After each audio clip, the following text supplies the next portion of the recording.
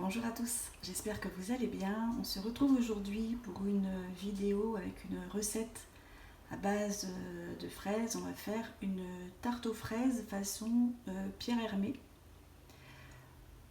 Alors je dis façon parce que j'ai fait quelques petites modifications, je vous expliquerai au fur et à mesure. Alors là les fraises, la saison a commencé, donc j'avais envie d'en manger, même si habituellement j'achète assez peu de fraises dans le commerce, parce que je trouve quand même qu'elles ont moins de goût que celles qu'on peut faire sur le balcon.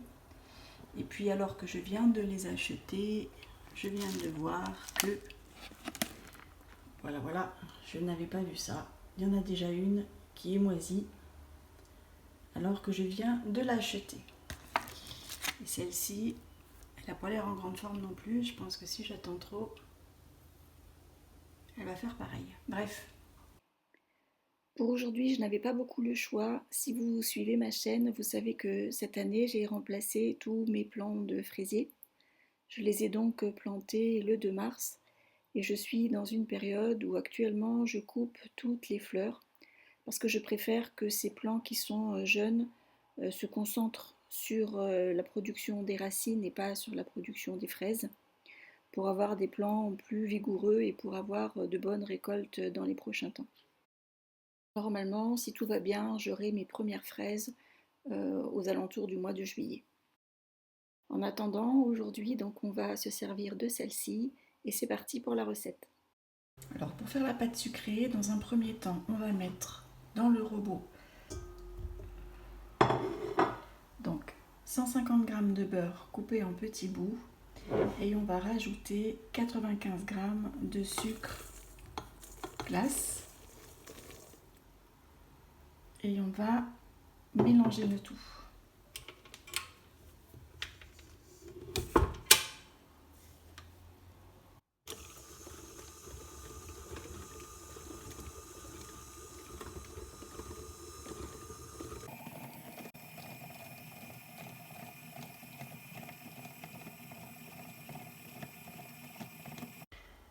Quand c'est bien mélangé, je rajoute ensuite un œuf et 30 g de poudre d'amande. Et l'on va à nouveau mélanger le tout.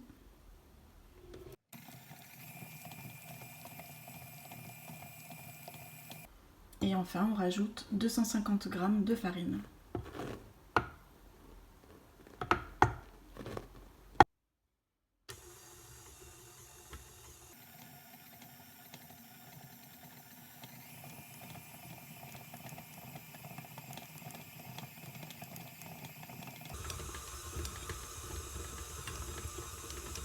Lorsque la pâte est homogène, je la filme au contact.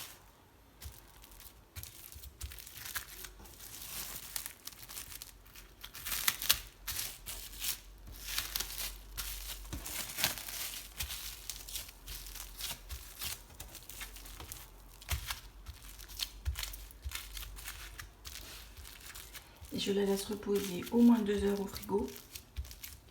En ce qui me concerne, elle va y passer la nuit, je ferai le restant de la tarte demain. La pâte est donc restée toute la nuit au frigo. On va pouvoir maintenant l'étaler.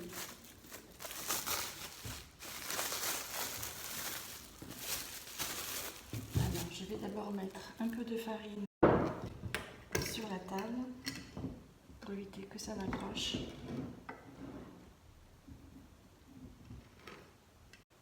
Bon, alors là, elle est forcément très froide hein, parce qu'elle est restée toute la nuit au frigo.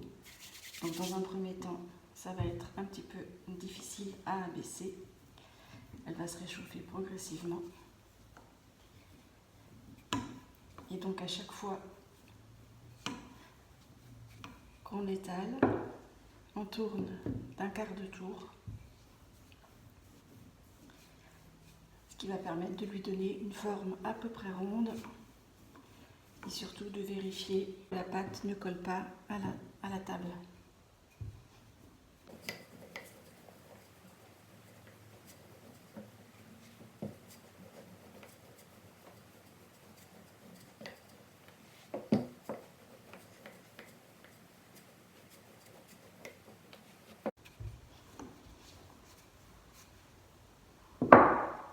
Donc là, ça se réchauffe et ça commence à coller un petit peu au rouleau.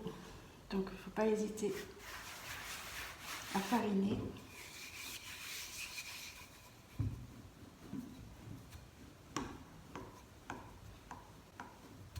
Et on va abaisser la pâte jusqu'à ce qu'elle fasse environ 3 mm.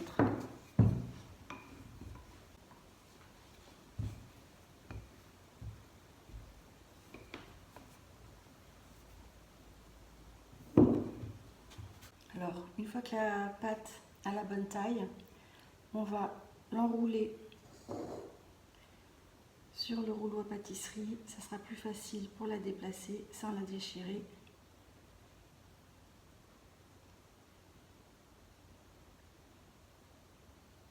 Voilà.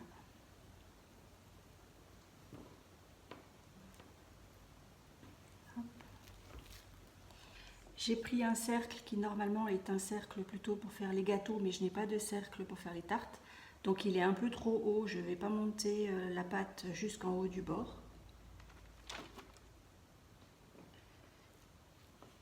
Et on va dérouler la pâte dessus en essayant de ne pas la déchirer.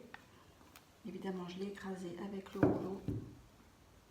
On va se débrouiller. Et donc on va descendre la pâte d'abord dans le fond. On la mettra bien en place après. Alors comme ma pâte était un peu trop réchauffée, je l'ai remise un tout petit peu au congélateur. En fait, les bords étaient vraiment trop hauts avec ce plat-là. Donc j'ai juste mis le fond et je vais faire des bandes. Donc pour faire les bords. Parce qu'autrement, avec ce moule, ça ne fonctionne pas. Donc du coup, j'ai remis aussi le moule au frigo. Sur ce genre de pâte, il y a quand même beaucoup de beurre. Donc c'est important que la pâte soit bien froide pour pouvoir la travailler. Alors, je vais couper des bandes, 2 bandes d'environ 2 cm. Oui, 2-3 cm.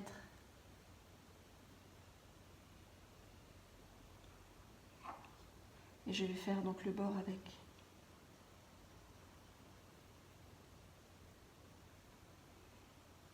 Voilà.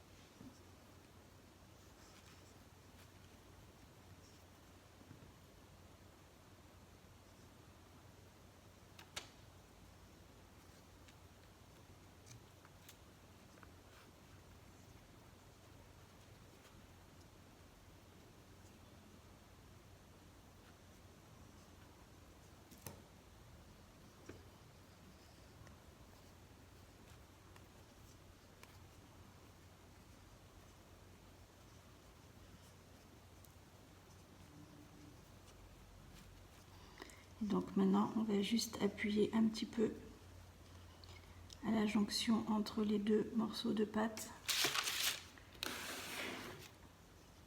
pour que ça colle bien et que ça ne se sépare pas à la cuisson.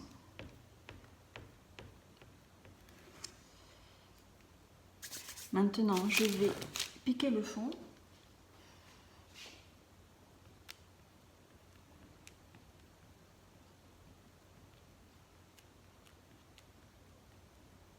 Et on va enfourner à 160 degrés pendant 25 minutes.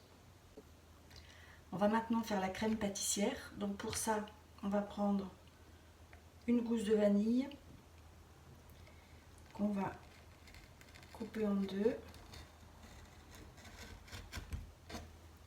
Et on va récolter les grains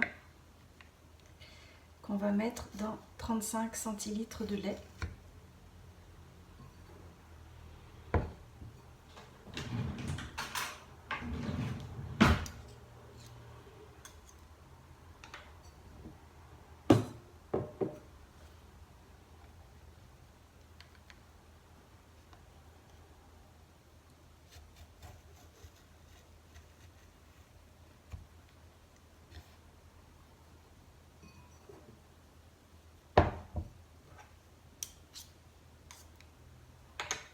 On va laisser infuser la vanille dans le lait. Donc je vais mettre le lait dans une casserole.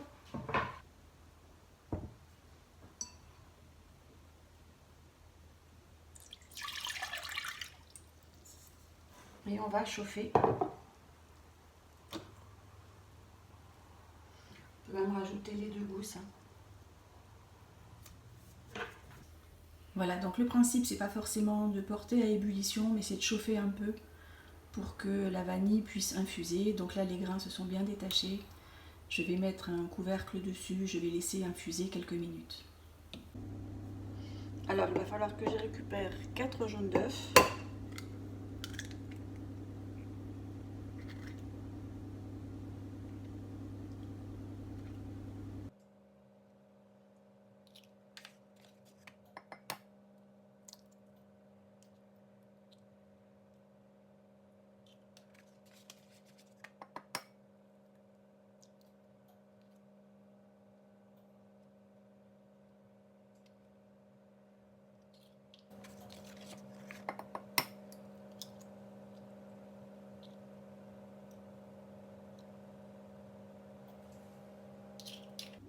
Donc, j'ai les 4 jaunes d'œufs et je vais rajouter 30 g de sucre et blanchir.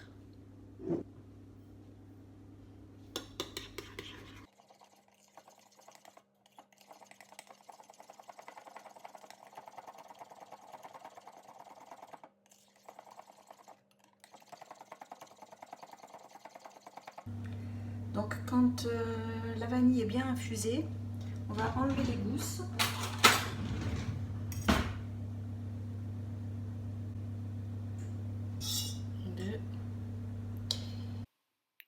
Maintenant, je rajoute 30 g de maïzena dans le lait infusé avec la vanille.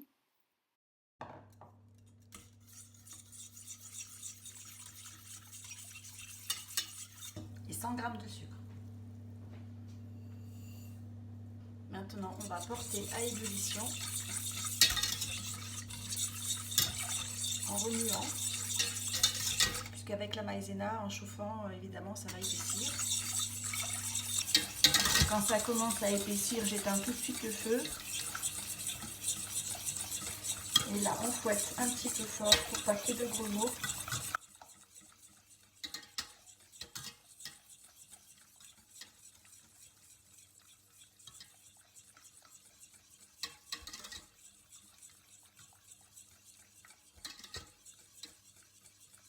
Donc j'avais blanchi les jaunes d'œufs et je vais mettre donc un peu du lait épaissi dessus en fouettant bien.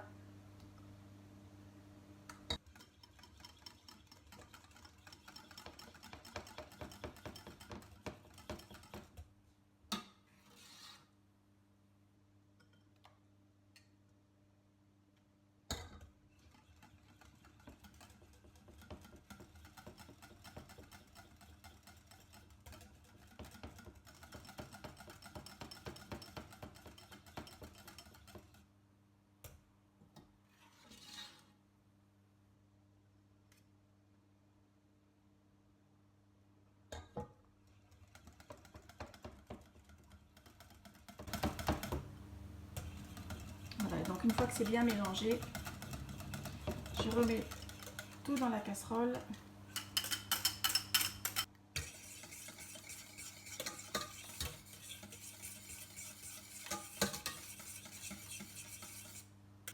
Et je porte de nouveau à ébullition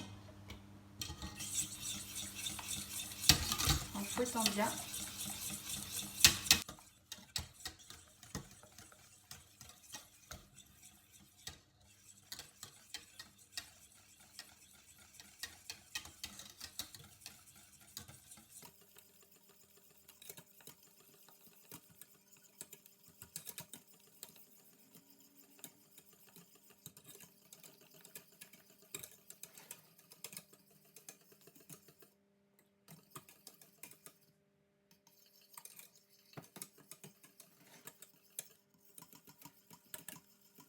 Donc là, vous voyez, c'est bien épaissi, à la bonne consistance.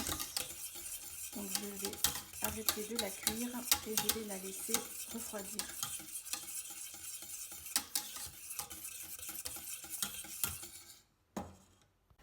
Voilà, la pâte est cuite. Je vais donc la sortir du four. Finalement, j'ai mis 30 minutes. À 25 minutes, elle n'était pas assez cuite.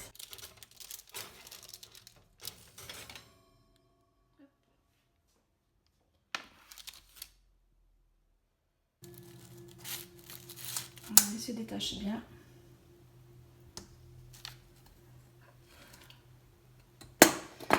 Voilà. Donc bon, l'endroit où j'ai fait la jointure, c'est pas parfait.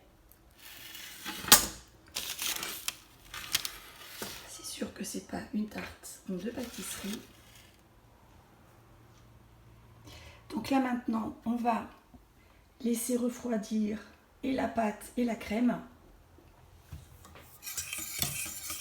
La crème va encore épaissir en refroidissant. Mais quand on va dresser la tarte, il va falloir que tout soit froid. Autrement, si la pâte est chaude ou si la crème est encore chaude, ça va couler. La tarte et la crème pâtissière sont bien froides. On va donc pouvoir dresser la tarte.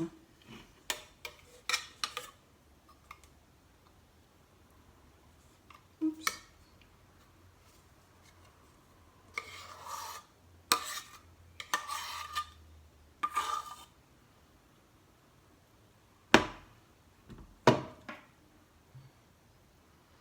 Alors donc je mets la crème pâtissière dans le fond.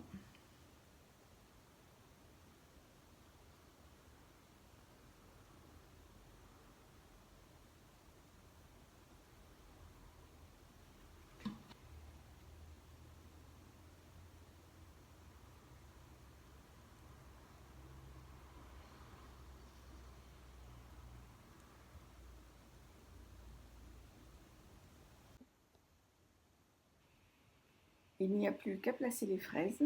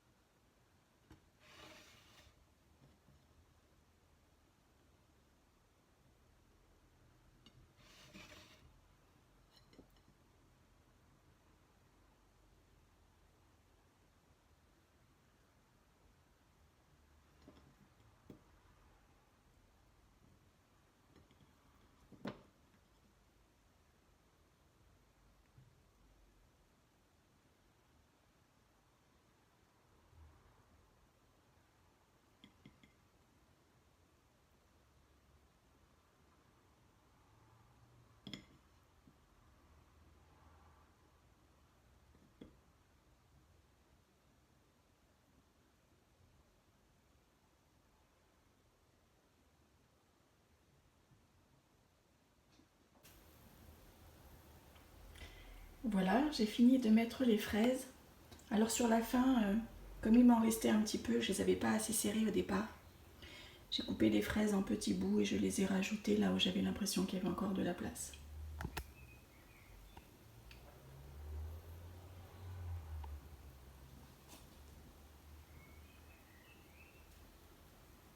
Voilà. Et bien écoutez, j'espère que cette recette vous aura plu. N'hésitez pas à la tenter vous-même.